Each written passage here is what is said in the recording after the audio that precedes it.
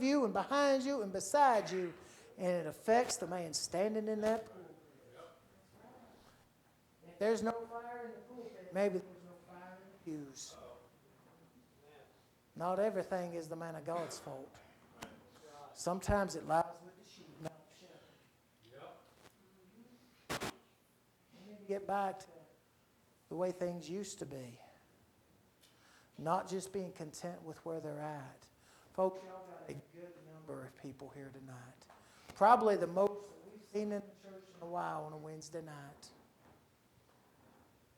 But I still see empty spots. Empty spots. Empty spots. And God has somebody for right here. God has somebody here. There with my family. There. We got to go get them. Compel them to come in. Well, I've invited. That's not what the Bible says. The Bible says compel them. You bring them. Well, I don't know how to witness them. Don't witness to them. Just bring them. Let the man of God rear back and preach. Old time preaching still works. The Holy Ghost still moves. The Bible says if the word goes out, it won't return void. It'll do a work. Don't hang up your harps on the ministry. The attitude of the ministry, the advancement of the ministry. The psalmist writes, where there is no vision, the people perish. Now, I'm just a dumb old Oklahoma preacher. I just believe it means what it says. I don't think about if it means if we ain't got the Bible. I'm a literalist. It says where there is no vision, people die. If we don't have a vision of the lost, people die. Spiritually, they're going to go to hell. Scientists tell that one person dies every 22 seconds. They're going somewhere. And you know what? As we sit back in our homes, we don't like to think about it.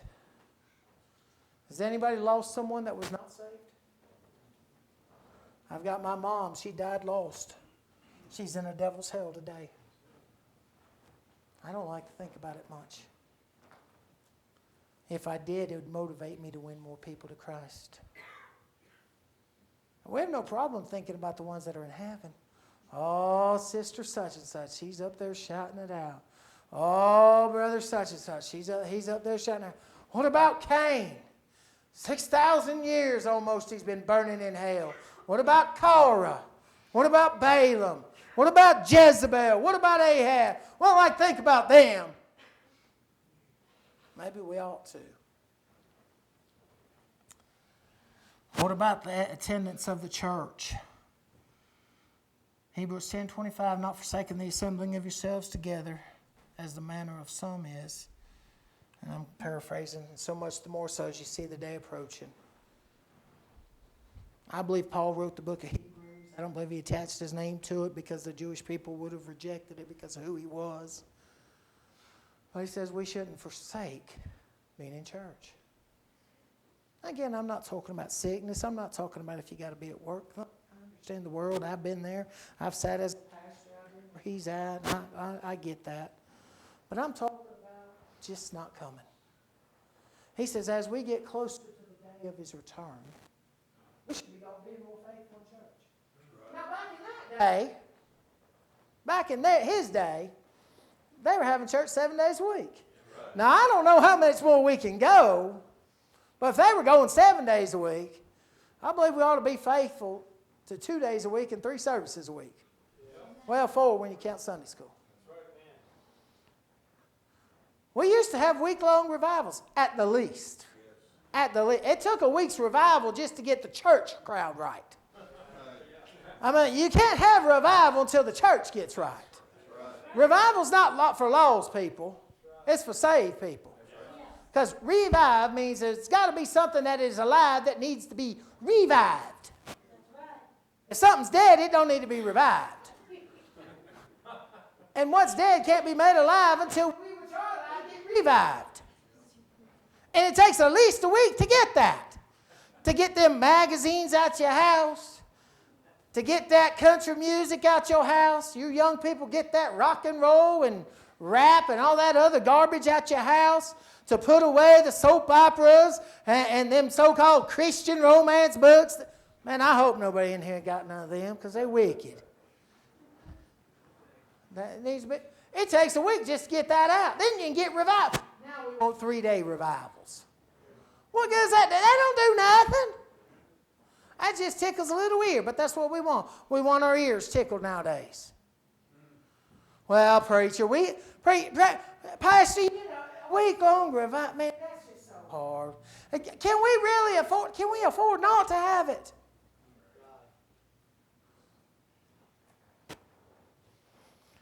The attendance of the church. Hey, if we can be here, we ought to be here. Church attendance by the under 35 crowd is roughly 30% of what it used to be. I know families today that tell me their teenagers and their kids have their own choice about going to church.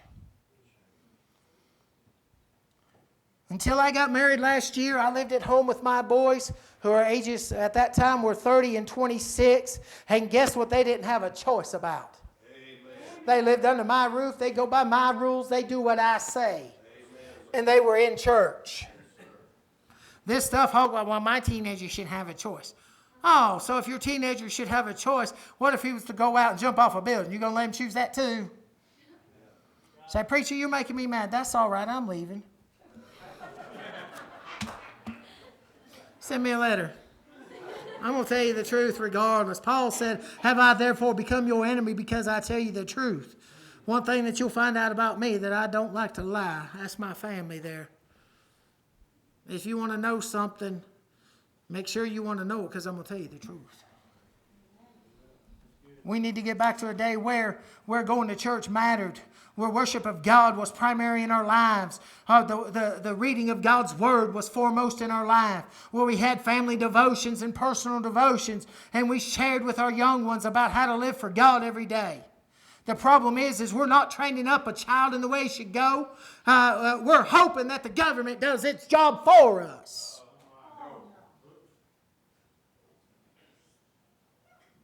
Now look, I know there are good public schools. I know there are good public school teachers. But it is not the government's job to raise my children. It is not their job to tell them that we come from an ape or some glob of goo in the middle of nowhere, or whatever the latest theory about where mankind comes from. I can go to the book of Genesis and know exactly where we were made. The Bible tells me we were fearfully and wonderfully made in His image. But yet we want to let them tell our children what's right and wrong. I remember when I was younger, my oldest son, he was in public school for kindergarten for all of it took of about 3 weeks. And I didn't know no difference back then. It was 30 years, it was 25, 26 years ago, so y'all have to forgive me. But then I was out for a week or two preaching, and when I got back home, my son had done some things wrong, and my wife Melissa told me, and I sat him down. He's about to get a whooping, amen. And there's a place for that. And he looked at me and said, "My teacher told me if you spank me, I'm to call 911." And I said, "Buddy, you better get to calling." And that was the last day that he went to public school. We need to get back where we're the leaders in our homes. We need to get back where God's the authority in our lives. We don't need to hang up our harps on the message. We don't need to hang up our harps on the ministry. And we don't need to hang up our harps on missions. Today, many are no longer seeing the need for missions. They're focused more on programs and savings accounts and all the other things. And I'm thankful that's not that way here. Every time I've been here, your pastor's been such a good friend to me. He's been a good friend to my family this time, and I sure appreciate that. But we've lost our passion for missions. Matthew 6:21 says, "For where your treasure is, there will your heart be also." Christ came to save souls. That's supposed to be the passion of the local independent New Testament church, is souls and soul winning. No one will have a passion for missions without being concerned for souls. Look, I want people that are unchurched, that are saved, to come in. I want that. I believe we ought to go get them. I don't believe we ought to proselytize them from other churches. But, I mean, unless they're in a non-believing church, I mean, I don't want them to go someplace where they're not getting the truth. We've gotten accustomed to people going to churches that don't preach the truth. I told this to the church the other day. I was like, we've gotten so accustomed saying, well, at least they go to the church of God. Well, that's right. All they got to do is live good and perfect to go to heaven. We're accustomed to going to the Church of Christ. Well, they're so sweet over there. Yeah, that's good. All they got to do is believe baptism gets them there. Oh, they go to the Pentecostal church. Well, that's good. All they got to do is learn how to speak in tongues and get that second blessing. Or the Catholic church. Well, maybe Mary will get them in. I told church the other day, I was helping out a friend of mine back east, he pastored a church, and he fell while working and hurt his back and stuff, and I, between doing prisons and preaching for him Sunday morning, Sunday night, doing Sunday school, I spent a year teaching out of the book of Galatians. If you want to know what Paul thinks about these other churches, read the book of Galatians. Do a study on it. He says it's a false gospel, and then he says it's not really another gospel. It's just wrong. Because let's say someone's going to Church of Christ, and you say, well, they say they're saved. Well, no, their doctrine. How much Christ do they trust? How much baptism do they trust? If you're not trusting Jesus Christ 100% to get you into heaven, you're lost. It's Jesus and Jesus alone. He said, I am the way, the truth, and the life, and no man cometh unto the Father but by me. It ain't going to be him in baptism. It ain't going to be him in works. It's Jesus Christ. And we need to get back to having a passion for souls. As people. Hey, look, if people out here like they are back east, they get conditioned on how to answer questions. Are you going to heaven? Well, yeah, I'm going to heaven. No. Tell me about why you're going to heaven. Back east, you ask them if they're saved. Everybody's saved. I don't know why Jesus don't ever come back. Everybody's saved. The Muslims saved. Jehovah's Witness saved. They don't even know what that means, but they saved. Ask them why. I've asked people, why are you going to heaven? Oh, what? Well, you told me you're saved. Why are you going to heaven? What would you tell God if he's there at the gates and he asked you, why should I let you in? Well, I'm a good person. You are. Well, the Bible says there's none good, no, not one. Well, I was baptized. Well, the Bible says you must believe, not be baptized. You got to be saved. Do they have a place? I know not everybody remembers the date. I get that. I remember the date. I remember the time. I remember the place. 10:15 in the morning, May 25th, 1984. The parsonage of Pleasant Hope Baptist Church, inside the front door, about 8 feet, left-hand side, little desk right there in that chair. I know exactly. Hey, if somebody as big as Jesus moves in your heart, you're going to know where. You're going to remember that place. Ask them. Ask them if they got peace. I tell inmates all the time, hey, you take yourself back to your bunk, your cell, and you put your head down, you think about death. You ain't got no peace, there's no salvation. And they look at me, I'm like, go ahead and nod your little heads. You know it's true. Hey, Christian, we still think about death because we don't understand the process. Personally, I'm hoping for the upper taker. I know that process. Moment twinkling an eye, we're changed, we're going up, woo-hoo, flying like Superman, getting out of time. The Undertaker, don't know that process. I do know the light will be there, and who's the light? I said, preacher, how do you know the light's there? Psalm 23. Yea, though I walk through the valley of the shadow of death, can't be no shadow without the light. Guess where he's at the moment of death? Take us there. We need to get back to the passion for missions. We need to get back to praying for the missions. Man, there's so many times that I know folks are praying for me, and it has been a big encouragement. All the times I text you, preacher, every now and then, and praying for you. Need it. We need to pray for our missionaries that are on the field. They are on the front lines of the battle with Satan. We are going into his territory to fight for his people, to make them God's people. And they are against us every step of the way. So we need to get back to prayer. Prayer is our biggest weapon. It is the biggest need of any missionary in their life, for family, for encouragement, for the areas that they serve. Say, but preacher, don't you need money? Yeah. Guess what? Hey, we all need money. That's just the way of the world. Yeah. Missionaries need prayer more than anything. And then we need preachers for the mission. You know who the first missionary is? He's sitting right there. We need more. Romans chapter 10 said, how can they go unless there's a preacher? We need more people surrendering to the mission, to going out to the field.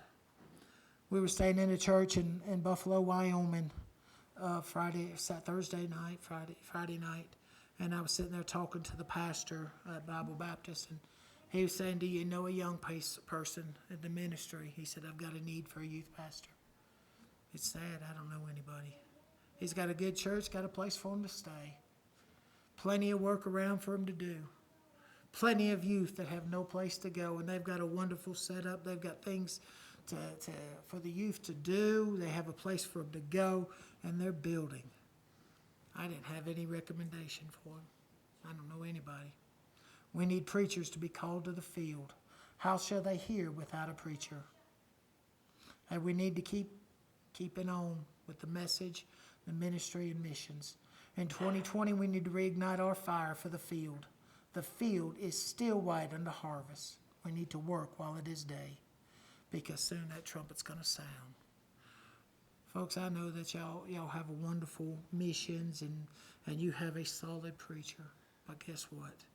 Any of us can get discouraged and down and with the cares of life. And we need to keep our fire ignited. We need to look. The nation of Israel, they hung their harps up. As I said, that willow tree represented God. It stands as a symbol against any challenge. And they hung up their harps and said, we're done. Hey, it's not time to be done. It's time to go on. It's time to do more. It's time to reach more before the trumpet sounds. Preacher, you come on.